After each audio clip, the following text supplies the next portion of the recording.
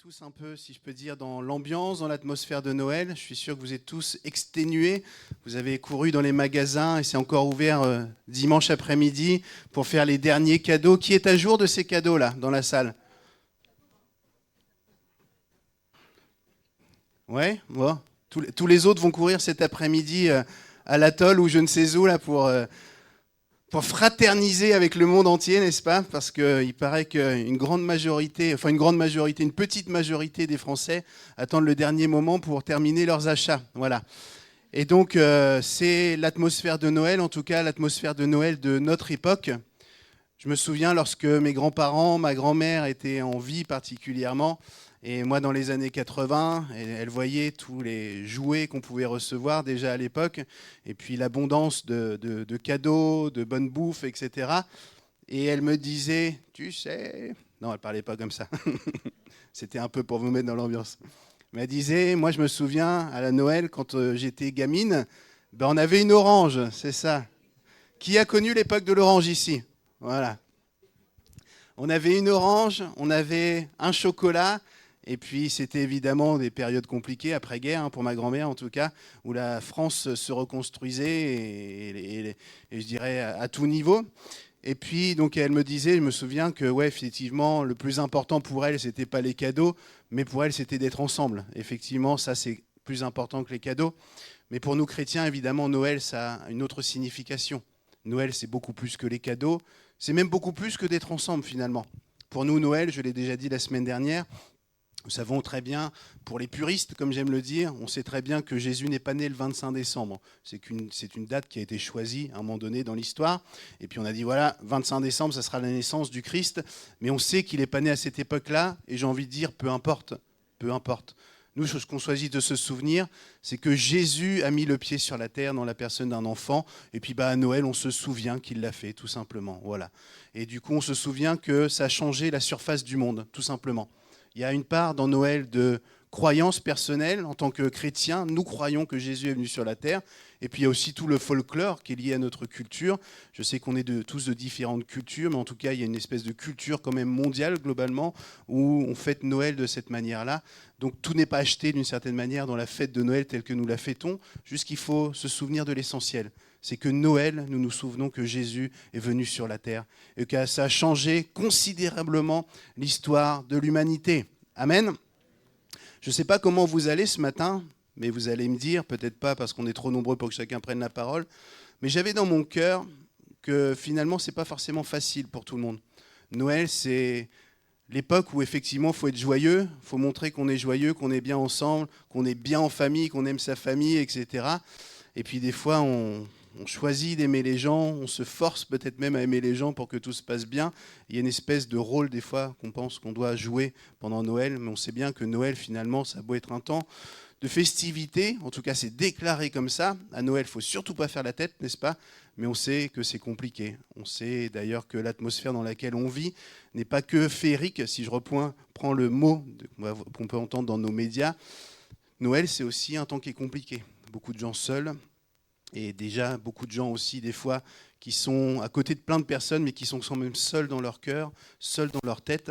Et puis on sait très bien, les statistiques le montrent, que Noël finalement c'est un temps de grande souffrance pour beaucoup de gens. Alors je ne sais pas si vous en faites partie de ces gens-là, parce que là aussi, en étant chrétien, en étant à l'église, on n'est pas obligé, si je dois dire, de dire je vais bien, tout va bien, quoi qu'il arrive, et en plus c'est Noël, alléluia, gloire à Dieu, et puis crever à l'intérieur, crever tout seul. En tout cas, j'avais dans mon cœur que si ce matin vous êtes là et que finalement ce n'est pas la fête pour vous, j'aimerais vous dire que je crois que Dieu a une parole pour vous ce matin. Dieu veut vous encourager. On est dans une époque où l'atmosphère est compliquée, elle est très anxiogène. Il suffit d'ouvrir les médias pour voir que tout va mal, c'est la fin du monde bientôt, évidemment. Vous avez compris que Vladimir, à un moment donné, va avoir les fils qui se touchent là, et puis qui va faire on ne sait quoi. En tout cas, que nous prions, puissions continuer de prier pour la paix dans le monde, partout là où les pays sont en guerre.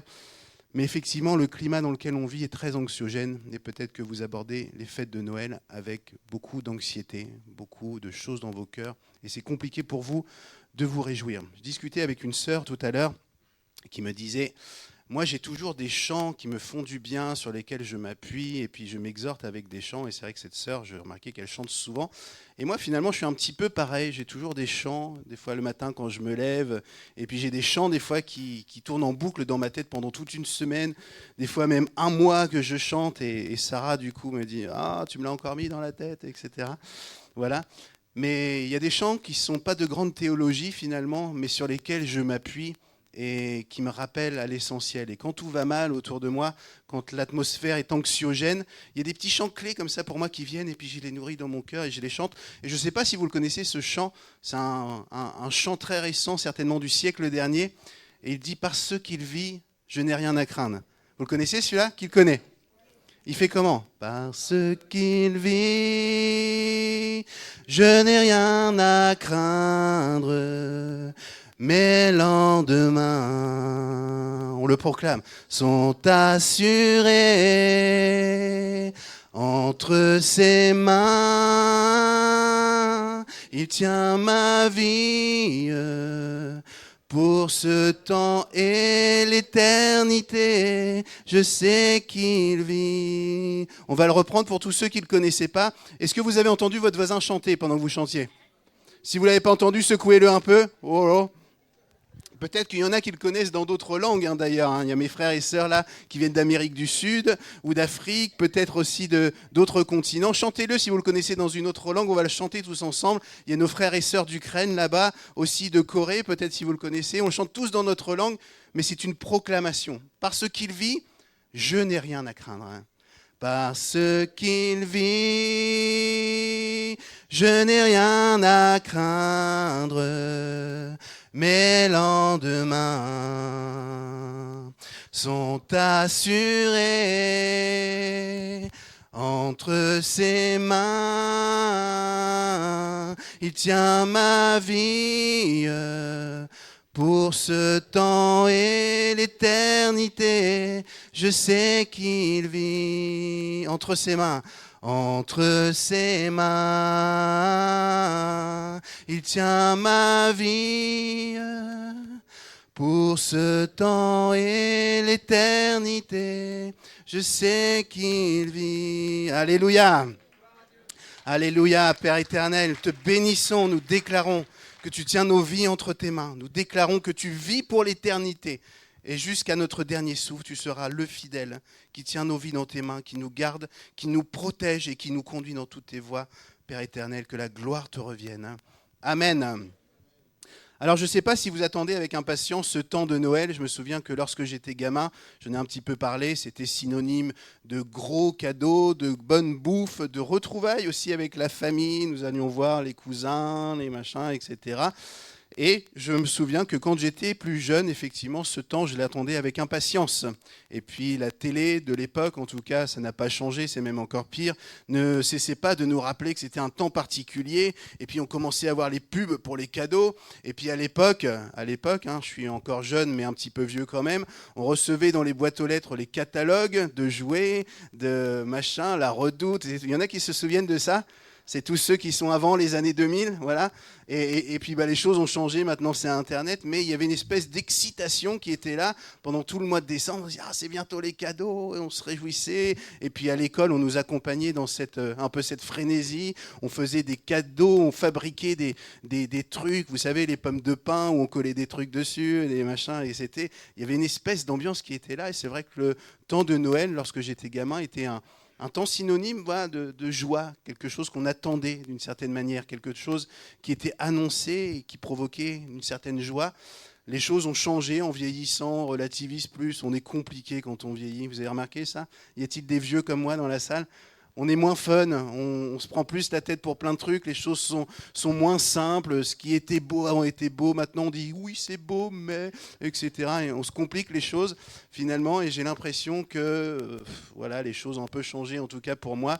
Et puis bien entendu, je vois les choses autrement, ça va être l'occasion pour moi à Noël de récupérer mes petits tout à l'heure, c'est pour ça que je ne vais pas traîner, j'annonce, je vais vite partir après le culte parce que je vais aller les récupérer. Donc pour moi c'est ça qui est génial, je vais les retrouver, on va passer du temps en famille, ça va être super.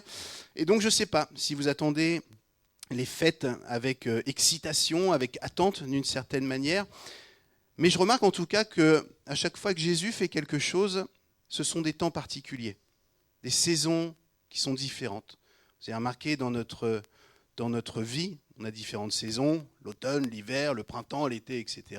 Je ne sais pas quelle saison vous aimez en tout cas, mais dans chaque saison, il y a une manière de traverser la saison différente. On s'apprête plus en hiver, on met des manteaux, etc. L'été, on lève les manteaux, on va mettre les jambes à l'air, etc. pour prendre le soleil. Et d'une certaine manière, j'ai remarqué que Dieu agissait aussi avec des saisons. Il décide quelque chose, il y a un temps particulier, et puis au moment où Dieu le décide, les choses se passent. Pourquoi je vous dis ça ? Parce que finalement, Noël, donc la naissance de Jésus, est un temps particulier où Dieu a décidé d'agir. C'était un temps qui était attendu, je ne sais pas si je peux dire avec excitation, mais en tout cas avec une certaine attente, quelque chose de précieux qui devait arriver. Depuis des siècles et des siècles, on avait annoncé qu'un Messie devrait naître. C'était dans la culture hébraïque. Vous savez, ils avaient lu les textes d'Ésaïe. Ésaïe, c'est à peu près 700 ans la venue de Jésus. Et puis des prophéties disaient, je vais vous lire l'histoire, Ésaïe chapitre 7, verset 14, « C'est pourquoi le Seigneur vous donnera lui-même un signe.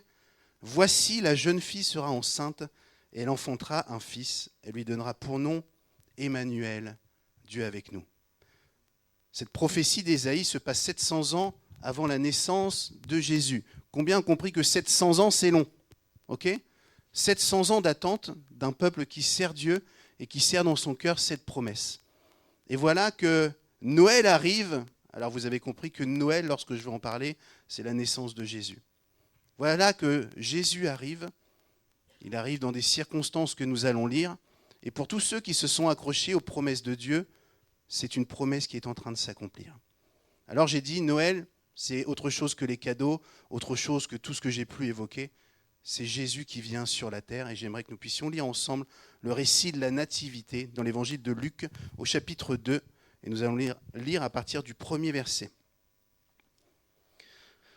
En ce temps-là, l'empereur Auguste publia un édit qui ordonnait le recensement de tous les habitants de l'Empire. Ce recensement, le premier du genre, eut lieu à l'époque où Quirinius était gouverneur de la province de Syrie. Tout le monde allait se faire recenser, chacun dans la localité dont il était originaire. Et c'est ainsi que Joseph, lui aussi, partit de Nazareth et monta de la Galilée en Judée à Bethléem, la ville de David. Il appartenait en effet à la famille de David.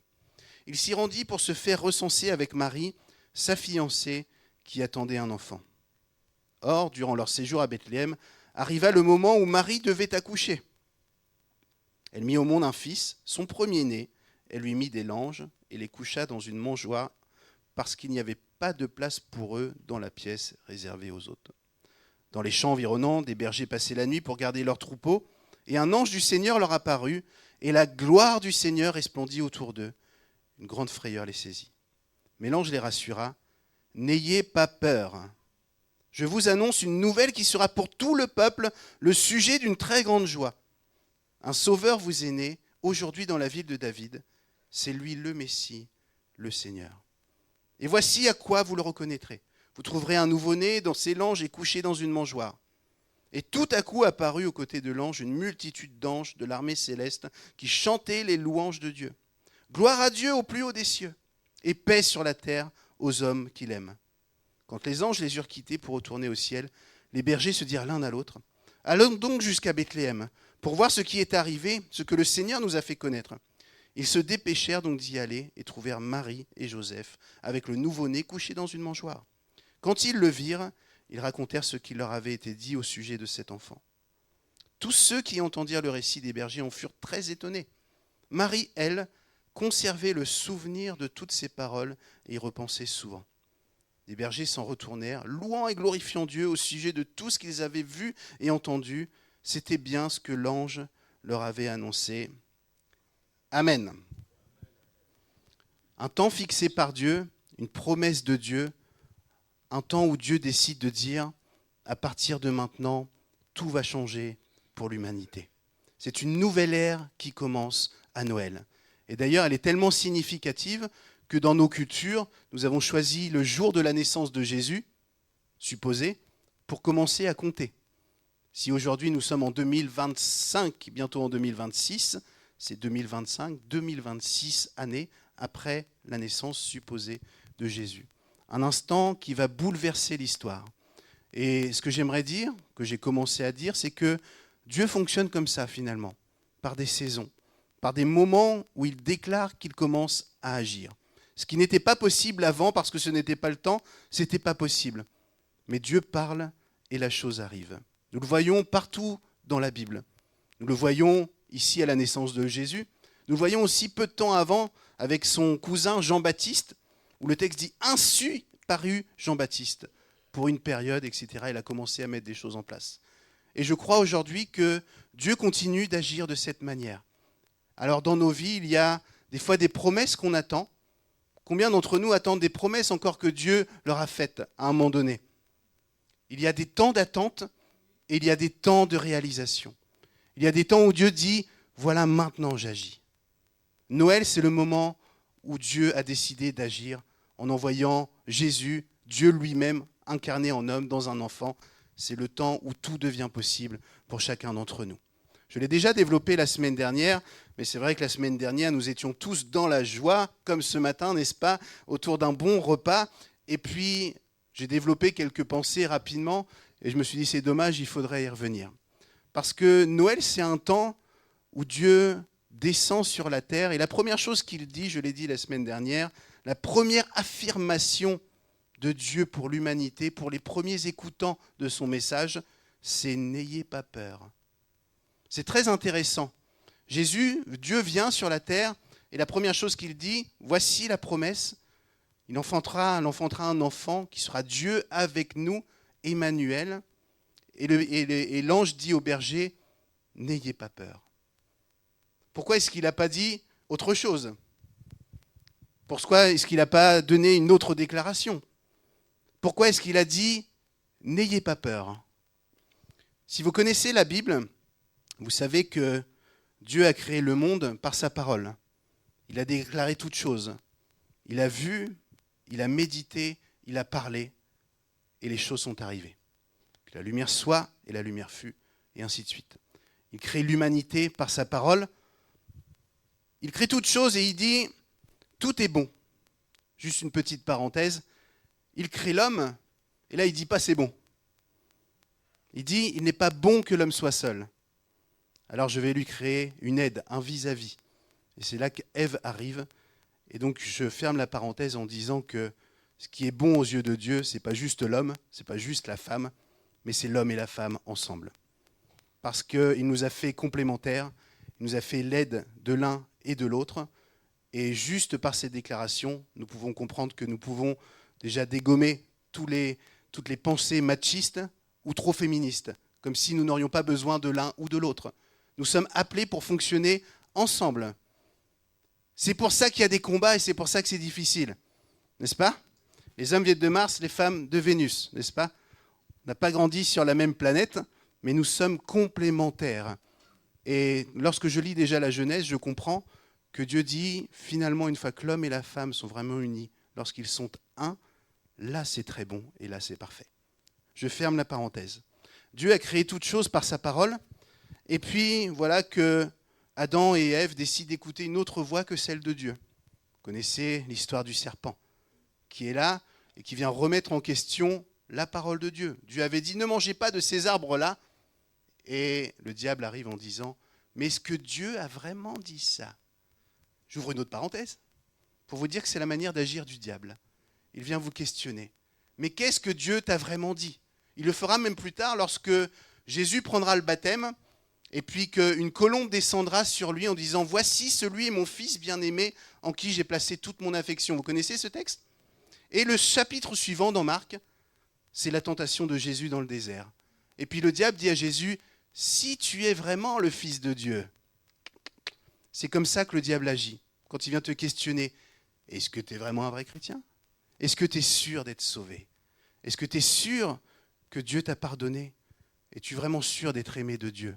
Est-ce qu'il n'y a pas des choses que tu as oublié de faire là pour qu'il t'aime vraiment ? Ça, c'est made in enfer, ce genre de raisonnement. Je ferme donc la deuxième parenthèse. Et finalement, voilà que Dieu crée l'homme et la femme, Satan arrive, et malheureusement, l'homme et la femme décident d'écouter une autre voix. Ils écoutent la voix du diable. Ils sont séduits et c'est comme ça que le péché entre dans toute l'humanité. À partir de ce moment-là, l'ensemble de l'humanité tombe dans une malédiction. Je lis le texte pour que nous puissions comprendre dans Genèse au chapitre 3, verset 6. « Alors la femme vit que le fruit de l'arbre était bon à manger, agréable aux yeux et qu'il était précieux pour ouvrir l'intelligence. Elle prit donc de son fruit et en mangea. Elle en donna aussi à son mari qui était avec elle et il en mangea. » Il est faible ce mari, il n'a pas résisté. Aussitôt les yeux de tous deux s'ouvrirent et ils se rendirent compte qu'ils étaient nus. Alors ils se firent des pagnes en se cousant ensemble des feuilles de figuier. Au moment de la brise du soir, ils entendirent l'Éternel Dieu parcourant le jardin. Alors l'homme et la femme se cachèrent de l'Éternel Dieu parmi les arbres du jardin. Mais l'Éternel Dieu appela l'homme et lui demanda « Mais où es-tu » Celui-ci répondit « Je t'ai entendu dans le jardin et j'ai eu peur. J'ai eu peur car je suis nu, alors je me suis caché. » Je pose une question, n'étaient-ils pas nus avant cette étape-là? Ils étaient déjà nus. Ils étaient nus, ok? Il n'y a pas de différence dans leur manière de se vêtir, ils étaient nus. Et voilà que le péché tombe dans leur vie, parce qu'ils ont écouté une autre voix que celle de Dieu. Dis les choses autrement, ils ont repoussé la présence de Dieu. Ils ont fui la présence de Dieu. Première conséquence, ils ouvrent les yeux qu'ils sont nus. Et finalement, ils étaient déjà nus. La seule différence, c'est que la présence de Dieu n'était plus sur eux. C'est que la grâce de Dieu n'était plus sur eux. La présence qui émane de Dieu, qui les couvrait, n'était plus sur eux. Et d'une certaine manière, ils se disent, mais c'est terrible, nous sommes nus. Nous avons déjà vécu ce genre de choses où nous sommes en relation avec le Seigneur, nous vivons des moments de communion avec lui, des temps de louange, des temps d'adoration. Et voici que les difficultés viennent parce qu'à un moment donné, nous avons choisi d'écouter d'autres voix. Les premiers réflexes qui viennent, souvent on se dit, mais j'ai perdu quelque chose. J'ai perdu la présence de Dieu. Il y a quelque chose aujourd'hui qui me manque. C'est ce que sont en train de dire Adam et Ève d'une certaine manière. Nous avons découvert que nous sommes nus, nous avons perdu la présence de Dieu. Dieu n'est plus avec nous, Dieu n'est plus au milieu de nous. Et d'ailleurs, le texte dit qu'il les cherche. Dieu les cherche dans le jardin. Première conséquence, ils découvrent qu'ils sont nus et ils ont peur. Et ils ont peur. Et finalement, depuis cette époque, l'ensemble de l'humanité est plongé dans la peur. Des fois tout le temps, des fois on fait des rechutes. Et je parle sans viser personne parce que nous sommes absolument tous concernés par ça. Lequel d'entre nous n'a jamais eu peur? Lequel d'entre nous, même des fois, rentre pas chez lui et il n'est pas obligé d'ouvrir tout un tas d'ustensiles, la télé ou je ne sais quoi, parce que finalement le vide ou le silence fait même peur. Notre société se prend plein d'artifices, crée plein d'artifices pour essayer de couvrir cette peur, mais qui demeure de plus en plus. Vous voyez, notre société aujourd'hui, où les narcotrafiquants font un chiffre d'affaires phénoménal, on dit que la consommation de drogue explose aujourd'hui dans notre pays. Et pourquoi est-ce qu'elle explose? Parce que notre société a besoin de s'évader. Notre société a besoin de couvrir ses peurs et elle trouve un moyen dans des addictions. Nous sommes aussi en France les champions du monde de la consommation d'alcool. Je ne sais pas si c'est vrai, mais en tout cas, il y a un rapport dans notre culture à l'alcool qui est un peu biaisé d'une certaine manière. Et beaucoup picolent, si je peux dire comme ça, pour essayer d'une certaine manière de diminuer les peurs. Pourquoi est-ce que toutes ces choses marchent? Parce que notre société a peur. Et des fois même dans nos églises, nous avons peur. Je ne suis pas là ni pour accuser, mais simplement que pour que nous puissions réfléchir à cela. Depuis cette époque-là, l'humanité est dans la peur et Dieu décide à Noël, la naissance de Jésus, de dire voici une nouvelle saison qui vient, où je vais faire quelque chose. Et le premier équipement, si je peux dire, que Dieu emporte avec lui pour bénir l'humanité, c'est cette déclaration « N'ayez pas peur ». Alors je propose que finalement, toutes les zones de peur qu'il peut y avoir dans nos vies, c'est qu'à un moment donné, conscient ou inconscient, nous avons délaissé la présence de Dieu dans nos vies. J'ai vécu des moments de crainte, d'angoisse dans ma vie, des choses compliquées, et ce qui m'a aidé d'en sortir, c'est de d'une certaine manière, de rétablir la présence de Dieu dans ma vie. Et finalement, la peur est une foi négative, une foi inconsciente que Dieu ne peut pas me sortir de la difficulté dans laquelle je suis. Dieu ne peut pas me sortir de la détresse dans laquelle je me trouve, dans l'angoisse dans laquelle je me trouve. C'est comme si, d'une certaine manière, à l'instar d'Adam et Ève, j'ai refusé, peut-être inconsciemment, la présence de Dieu et je me trouve nu seul et j'ai peur. Et ce que j'ai remarqué dans ma vie, c'est qu'il suffit de saisir cela et de réfléchir à la grâce de Dieu, de la présence de Dieu, de se souvenir de ce Jésus qui vient et qui dit « Je suis Emmanuel, Dieu avec vous ». Finalement, nous courons par tout un tas de substituts pour que nous puissions allier mieux, des fois des antidépresseurs et compagnie. Si le médecin vous encourage à prendre cela, évidemment, des fois, il y a des dérèglements dans nos hormones, etc. C'est nécessaire de prendre un traitement, bien entendu. Mais il arrive des fois que c'est juste notre manière de vivre qui a oublié que Dieu était Dieu. Et je propose finalement que nos craintes, nos angoisses sont souvent une réaction de notre construction personnelle, de choc post-traumatique, comme on dit aujourd'hui, mais qui nous ont poussés à croire inconsciemment, souvent, que Dieu n'était plus là. Et que Dieu ne pouvait pas me sortir de la difficulté dans laquelle je pouvais me trouver. Et que Dieu, d'une certaine manière, m'avait abandonné. Alors Noël, c'est le moment de se souvenir que Dieu dit, non seulement n'ayez pas peur, je suis avec vous. Je suis celui qui vous accompagne. Je suis celui qui est attentif à tout ce que vous pouvez vivre. Je suis celui qui a vu toutes les injustices que vous avez pu vivre. J'ai vu tout ce qui te caractérise. J'ai vu ta constitution. Je te connais tout de toi, nous dit un psaume. Alors moi, je te dis, n'aie pas peur, parce que je veille sur toi. Vous avez eu des enfants, vous avez des enfants, lorsqu'ils sont petits, ils se lancent des défis des fois. Regarde papa, je vais sauter, etc. Et puis à un moment donné, ils commencent à réfléchir, et puis ils se disent, ah. Et là, papa ou maman, bien entendu, est là en disant, vas-y, saute, je suis là, n'aie pas peur, je suis avec toi. C'est une image qui vaut ce qu'elle vaut, mais c'est ce que je comprends d'une certaine manière. Et lorsque j'arrive d'une certaine manière à réaliser dans mon esprit et que ça descende dans mon cœur, c'est ce qui fait la différence. Et c'est ce qui fait chasser, partir au loin, mes peurs. N'ayez pas peur. Dit autrement, considérez que je suis là avec vous. Je suis ce Dieu qui vous aime. Je suis ce Dieu qui vous a vu partir, vous éloigner dans la malédiction que vous avez choisi de vivre depuis Adam et Ève. Mais voici, mon amour est tellement grand pour vous. Jean 3,16. Dieu a tellement aimé le monde qu'il a envoyé Jésus afin que quiconque croit en lui ne périsse pas, mais ait la vie éternelle. Tellement mon amour pour vous est là, je vous dis n'ayez pas peur. Dit autrement, je prends les choses en main. Fais-moi confiance. Je suis celui qui te restaure. Je suis celui qui prend soin de toi. Je suis celui qui te rétablit. Je suis celui qui va te mettre au large. Je suis celui qui a une destinée pour toi. Je suis celui qui a des projets pour toi. C'est souvent ce qui nous angoisse. L'avenir, mes projets, qu'est-ce que je vais accomplir, qu'est-ce que j'ai fait de ma vie.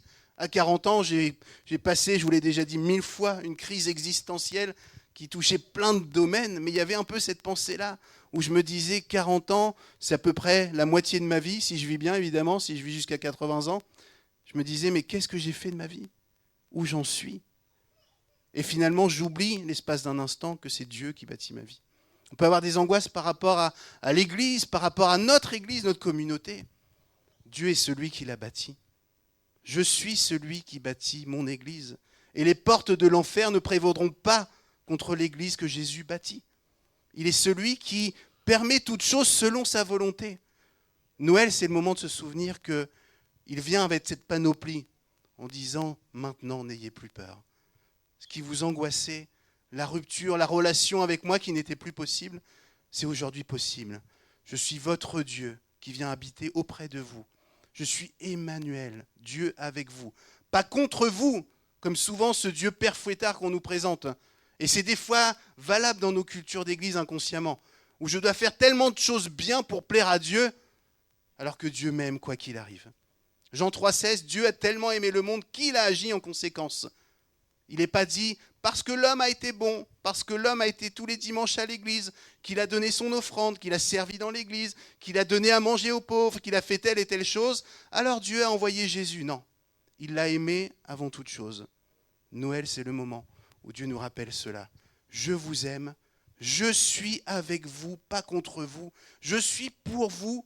Vous avez eu des enfants?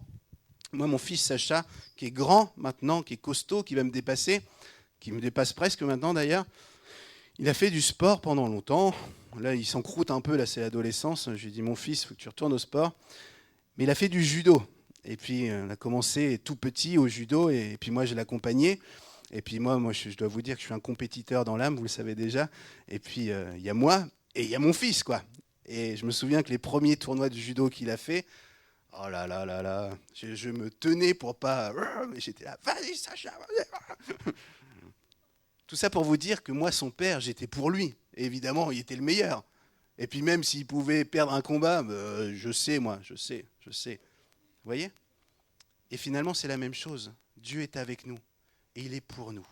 Il connaît nos compétences, comme je connais les compétences de mon fils. Et je sais que des fois, je perdais le sens, parce que évidemment que le gars qui l'avait battu était bien plus grand, bien plus costaud, et que mon fils ne faisait pas l'affaire. Mais je lui disais quand même, c'est toi mon fils. Hein. C'est une image, bien entendu, mais c'est un peu la même chose. N'ayez pas peur, parce que je suis avec vous, je suis pour vous, je ne suis pas contre vous. Jean 3,16, Dieu a tellement aimé le monde qu'il a envoyé son Fils unique afin que quiconque croit en lui ne périsse pas, mais ait la vie éternelle. Le verset suivant, c'est « Dieu n'a pas envoyé Jésus pour que le monde soit jugé par lui, mais qu'il soit sauvé. » Emmanuel, Dieu avec nous, notre Sauveur, notre Dieu, notre bien-aimé qui nous aime en premier. Alors n'ayons plus peur. Je sais que c'est facile à dire, j'ai moi-même vécu des moments de crise, d'angoisse, etc. Et je sais, parce que je discute avec les uns et les autres, que certains le vivent aussi. Et c'est toujours facile de dire je ne comprends pas pourquoi tu as peur. Mais une fois que tu as peur, quoi. Et tu as envie de dire tais-toi, parce que une fois que tu as peur, tu as peur. Et puis souvent, la peur est une puissance. Comme la vie est aussi une puissance, comme la joie est aussi une puissance qui nous permet de transformer certaines choses, la peur est une puissance. Et souvent là où nous ne pouvons plus réagir, c'est quand c'est trop tard d'une certaine manière. Quand la peur a fait des petits dans nos cœurs, comme nous avons intégré ça comme étant une réalité dans nos vies, comme quelque chose qui nous appartenait, comme quelque chose qui était incontournable. Alors que finalement, Dieu dans sa grâce nous permet des fois de prendre de la hauteur. Et la hauteur, on la prend dans sa présence. Je vous l'ai dit aussi à plusieurs reprises que dans des temps difficiles, j'ai redécouvert que la prière était pour moi un refuge face à toutes mes angoisses, face à tout ce qui me harcelait, mes peurs, mes craintes, mes crises d'angoisse, etc. La prière était un refuge parce qu'elle est dans la présence de Dieu. À un moment donné où je me détourne des mensonges du diable, des mensonges de mon humanité, où je suis dans la présence de Dieu. Et c'est ce qui fait la différence. N'ayons pas peur. Noël, la venue de Jésus, c'est la première arme que le Seigneur nous donne à chacun. N'ayez pas peur. Et d'ailleurs, il le donne à Noël, mais il donne à plusieurs reprises dans la Bible, je pense que vous connaissez ça, mais que dans la Bible, l'expression « n'ayez pas peur, ne craignez pas », elle est 365 fois. Ça vous cause 365 fois? Une fois par jour, Dieu nous dit « n'aie pas peur, je suis avec toi. N'aie pas peur, je suis là. N'aie pas peur, je suis pour toi. N'aie pas peur, j'ai fait tout ce qu'il faut pour que tout se passe bien. N'aie pas peur, mon regard est sur toi. N'aie pas peur, je te protège. N'aie pas peur, je suis avec toi. Entreprends, je suis avec toi. Loue-moi, n'aie pas peur. Serre-moi, n'aie pas peur. Je suis ce Dieu qui t'aime. Emmanuel, Dieu avec toi. Amen. N'aie pas peur, la première clé de Noël. La deuxième clé, c'est « mais l'ange les rassura, n'ayez pas peur, je vous annonce une bonne nouvelle ». Nous en avons déjà parlé. Une bonne nouvelle qui sera pour tout le peuple le sujet d'une très grande joie. Un sauveur vous est né aujourd'hui dans la ville de David. C'est lui le Messie, le Seigneur. Et dans la même lignée, cette bonne nouvelle, c'est que Dieu vient dans la personne de Jésus comme sauveur. Nous avions tous besoin d'être sauvés de notre péché, de ce que nous sommes. Et comme un père le fait pour son fils, lorsqu'il est bagarreur, comme moi j'ai pu être, et qu'on se met dans des embrouilles, je ne sais pas comment ça se passait à votre époque, mais des fois, on s'embrouillait au collège avec on ne peut pas dire des copains, mais des camarades de classe. Et puis des fois, et puis les gars devenaient à plusieurs des fois. Vous savez, à la fin, il y a des gars qui ont vécu ça comme moi. Bon. Et les gars viennent à plusieurs et toi, tu es tout seul. Bon. Et il est arrivé, moi, une fois au moins, où c'est mon père qui est venu me chercher. Vous voyez ce que ça veut dire? C'est que plutôt que de trembler devant les autres, mon père est venu me chercher. Et là, j'étais à côté de mon père. Ah, voilà. Quelqu'un a quelque chose à dire? C'est lui ou c'est pas lui, hein? Et mon père était costaud en plus. C'était mon sauveur. Ok? C'était mon sauveur. Nous avions tous besoin d'être sauvés. Sauvés de notre humanité. Sauvés de la malédiction dans laquelle nous sommes depuis la chute d'Adam et Ève. Car tous ont péché et sont privés de la gloire de Dieu. Et le salaire du péché, c'est la mort. J'ai déjà eu l'occasion de le dire à plusieurs reprises, mais la vérité, c'est que nous tous, sans aucune exception, nous étions appelés, destinés à la mort éternelle. Et quelqu'un a dit que l'éternité, c'est long, surtout vers la fin, n'est-ce pas? La mort éternelle, la perdition éternelle. Qu'est-ce que c'est? On reparle des angoisses? On reparle des peurs? Vous avez déjà eu des crises d'angoisse? Vous avez déjà eu peur? Vous avez des choses qui sont très anxiogènes? L'enfer, c'est ça pour l'éternité. L'absence de Dieu, l'enfer. Nous étions tous perdus, sans aucune exception, et aucun d'entre nous ne pouvait faire la différence. Lorsque nous étudions la Bible dans son ensemble, nous comprenons que l'Ancien Testament, c'est la manière de Dieu de nous montrer que nous sommes incapables de lui plaire. Il donne les commandements que vous connaissez. Et la vérité, c'est qu'aucun ne peut les accomplir, donc ne peut être agréable à Dieu. Alors Dieu dit, je vais moi-même accomplir la loi.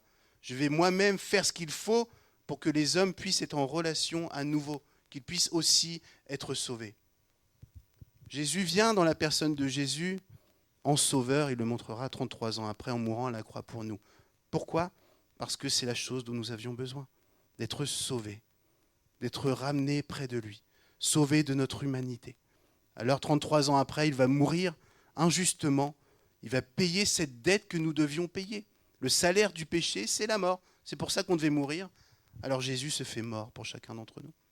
Dieu paye cette dette par sa mort, lui qui était juste, lui qui était innocent. Et pour tous ceux qui y croient, ils ont la capacité, pas à cause d'eux-mêmes, mais d'être sauvés. Jésus vient et il est le sauveur pour chacun d'entre nous. C'est pas toi qui te sauves, c'est pas tes actions, c'est pas ta consécration à l'église, c'est pas tout ce que tu pourrais essayer de mettre en place. Celui qui te sauve, c'est Jésus. En décidant de quitter son ciel de gloire, en venant comme un enfant, on appelle ça la Noël chez nous, et puis mourant sur la croix.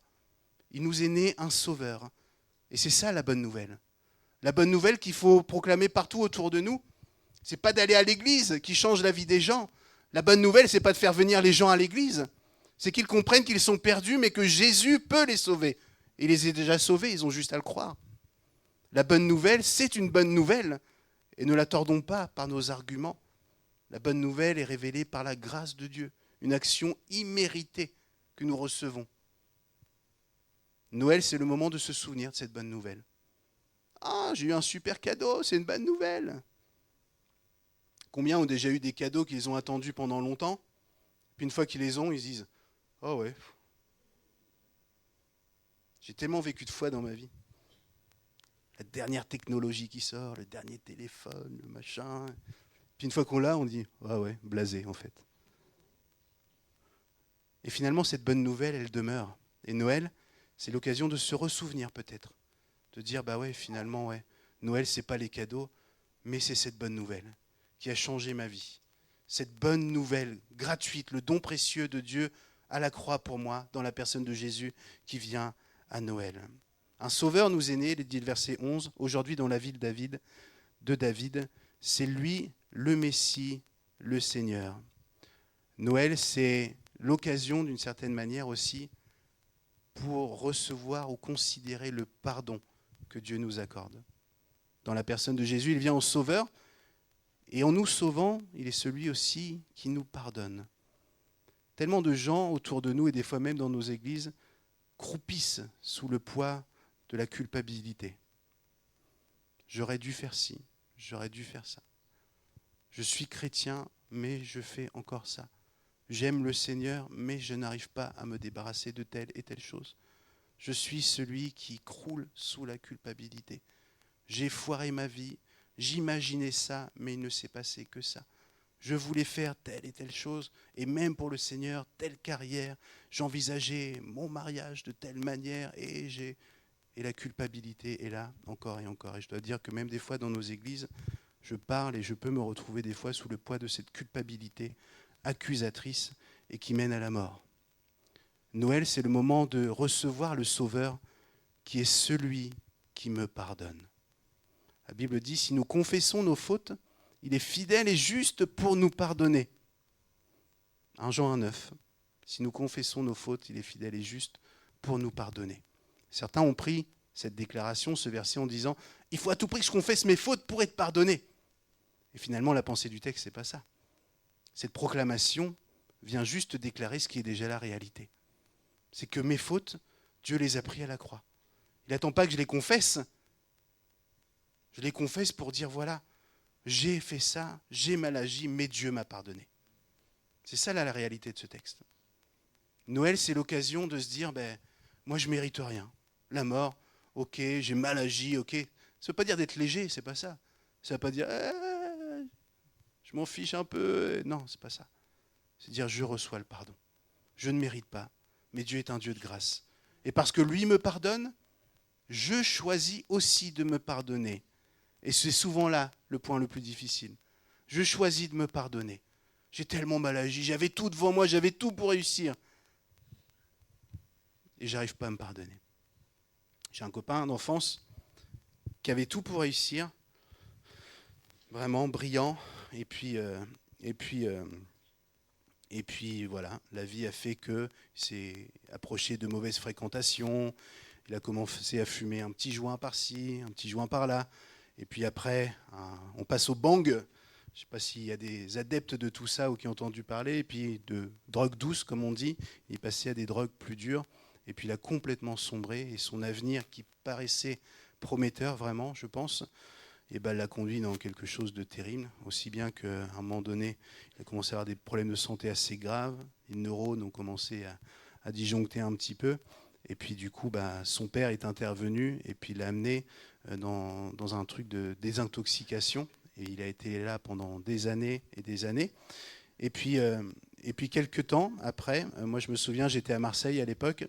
Et puis il me dit, voilà, on est venu en contact, on s'est retrouvés, on ne s'était plus vus depuis un moment. Et puis il me dit, Julien, on avait fréquenté l'église, on avait vu l'église ensemble et on n'avait pas fait notre démarche avec le Seigneur à l'époque. Et puis il me dit, voilà, finalement, maintenant j'ai rencontré le Seigneur. Et il me dit, je sais que le Seigneur, c'est bon. Ah non, c'est pas bon. Sinon, il faut le lancer par terre quand il sonne. Voilà, il n'y a pas de souci, que le Seigneur vous bénisse. Et du coup, il m'appelle, enfin on se recontacte après des années.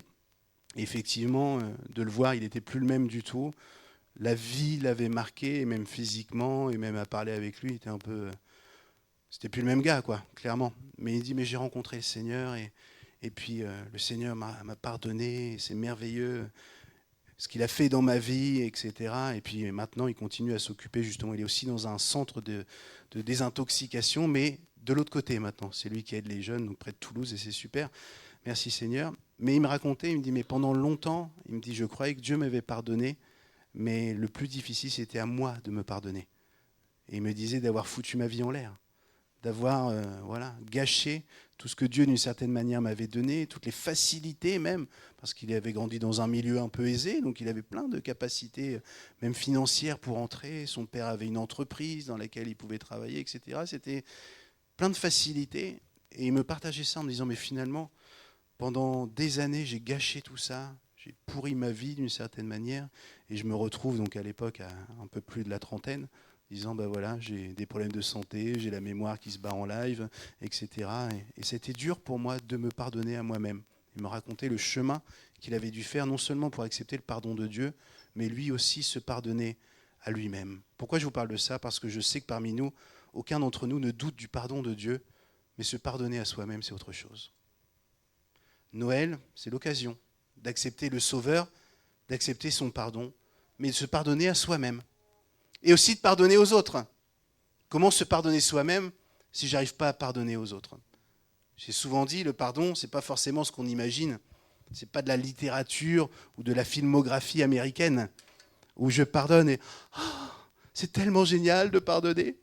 Et à partir de maintenant, on sera les meilleurs amis du monde, comme si rien ne s'était passé. Mais non, le pardon, c'est pas ça.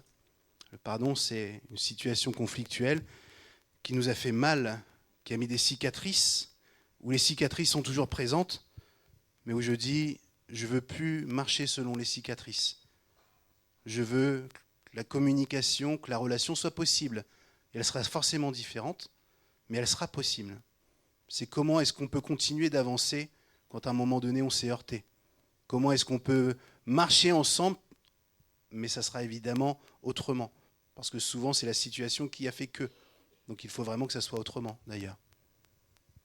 Noël, je choisis d'accepter le Sauveur, de recevoir le pardon, de me pardonner et aussi de pardonner aux autres. Je précise que Dieu est celui qui vient à Noël en disant qu'il vient pour tous les peuples. Et à l'époque dans laquelle on vit, c'est important de se le rappeler. Il y a des courants religieux qui ont décidé, des courants religieux, je n'ai pas dit des courants qui viennent de Dieu, mais des courants religieux qui ont décidé que Dieu ne se révélait correctement qu'à un type de population. Dieu qui est un père, Dieu qui est miséricordieux, n'est-ce pas, ne parlerait qu'à des gens d'une certaine tribu, d'une certaine partie du monde, et surtout dans une seule langue.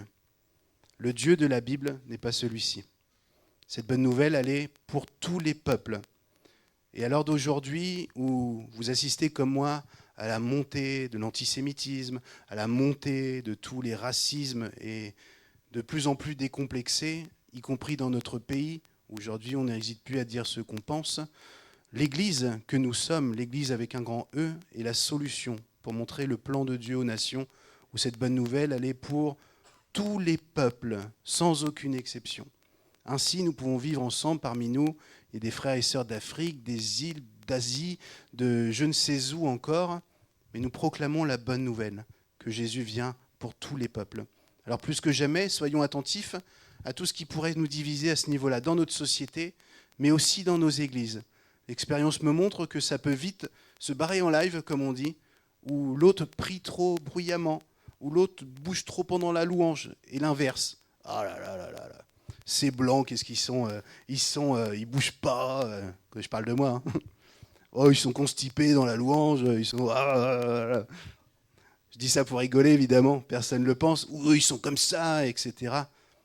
La bonne nouvelle, elle est pour tous les peuples. Elle est pour chacun de nous. Et autant l'homme et la femme sont complémentaires selon le plan de Dieu, je crois que toutes nos cultures sont complémentaires. Et que nous nous enrichissons les uns les autres de nos différences de culture, de nos différences de manière de prier, de nos différentes manières de louer le Seigneur, de nos différentes manières de prêcher, etc. Lorsque nous sommes ensemble, nous sommes un, et je crois ne pas tordre le sens de la parole que lorsque Dieu nous voit ensemble, vraiment, il dit que tout ça est très bon. Amen. Une bonne nouvelle pour tous les peuples. Noël, c'est l'occasion aussi de recevoir le Sauveur, de recevoir le pardon, de se pardonner, de le donner, et peut-être, pourquoi pas, de reprendre des relations. Noël est propice, je crois, à ce que des choses peuvent se mettre en place lorsque nous réalisons cela. Noël, c'est peut-être l'occasion, on se souvient de la naissance de Jésus, de dire, ça fait tant d'années que je suis brouillé avec la tante Mathilda, ou je sais pas quoi, avec la grande tante, ou est-ce que c'est pas l'occasion de dire, on va aller se parler à nouveau. Concrètement, c'est l'occasion de dire, on enterre la hache de guerre, ou l'ignorance.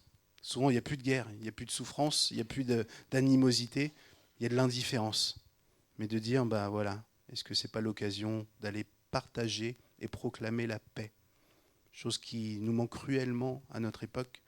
Et prions pour cela, pour la paix dans le monde, la paix en Israël, la paix dans nos familles, la paix dans notre église, dans nos églises, la paix dans notre pays de France. C'est l'occasion de ne pas construire des murailles, mais d'établir des ponts de relations.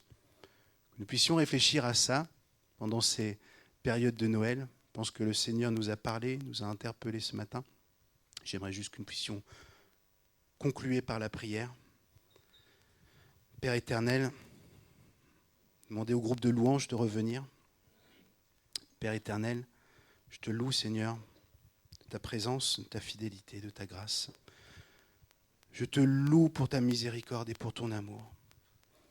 Je te loue, Seigneur, parce que tu as quitté ton ciel de gloire et tu viens dans la personne de Jésus, un enfant vulnérable qui se met à disposition déjà de l'humanité. Te bénissons, Père, pour le message de Noël qui l'accompagne, où tu nous encourages, tu nous déclares, nous dis n'ayez pas peur, je suis avec vous. Tu nous rappelles que le fait de venir ici-bas nous permet à nous d'être sauvés, d'être pardonnés, mais tu nous encourages aussi à nous pardonner nous-mêmes, comme à ceux qui nous ont fait du mal, qui nous ont offensés aussi. Père, nous voulons saisir cela dans nos cœurs. Nous voulons, nous ici, chrétiens, nous ici, communauté de l'Église du Colombier, nous souhaitons marcher dans cette dynamique, dans cette main tendue, dans ce chemin de paix, entre nous, mais dans nos familles, ceux qui sont à l'extérieur. Nous voulons faire cette différence dans cette société qui souffre cruellement de paix. Saint-Esprit, accompagne-nous dans cela. Et tu as fait cette promesse d'être avec nous.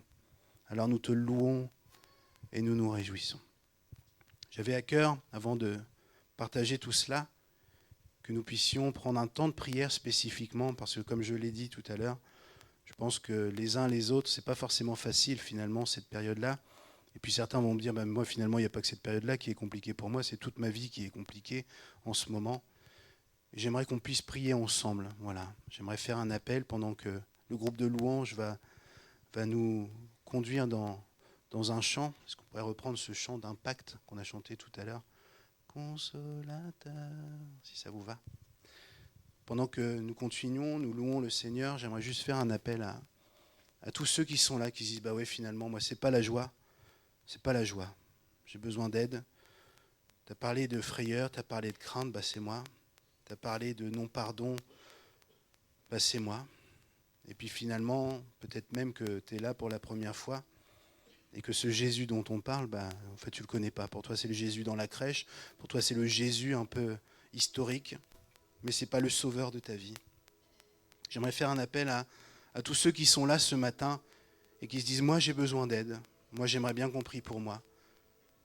Alors, vous l'avez compris, maintenant, on se connaît bien. Moi, j'ai aucune capacité. Moi, j'ai aucune force, je ne sais quoi. Moi, je suis juste un serviteur, un petit serviteur qui sert un grand Dieu. Et lorsque je prie, c'est Dieu qui agit de telle manière ou d'une autre. Mais moi, j'ai aucune capacité, en tout cas, je tiens à le rappeler. Mais par contre, je place ma foi dans ce Dieu qui peut tout faire. Je place ma foi dans un Dieu qui peut transformer les vies. Je place ma foi dans un Dieu qui entend mes prières et qui répond toujours selon sa volonté, mais qui répond toujours. Alors je place ma foi dans ça, que si vous avez besoin et que nous prions ensemble, le Seigneur peut intervenir dans votre situation. Alors je fais juste un appel. Levez-vous rapidement si vous êtes dans cette circonstance, vous dites, moi j'ai besoin de la prière. Moi j'aimerais bien qu'on prie pour moi ce matin. Approchez-vous simplement devant, pendant que nous sommes tous en relation avec le Seigneur, nous le louons, peu importe ce qui se passe à côté de vous, peu importe ton voisin, ce qu'il pense. Ce qui compte, c'est que Dieu t'appelle et qu'il veut intervenir dans ta vie.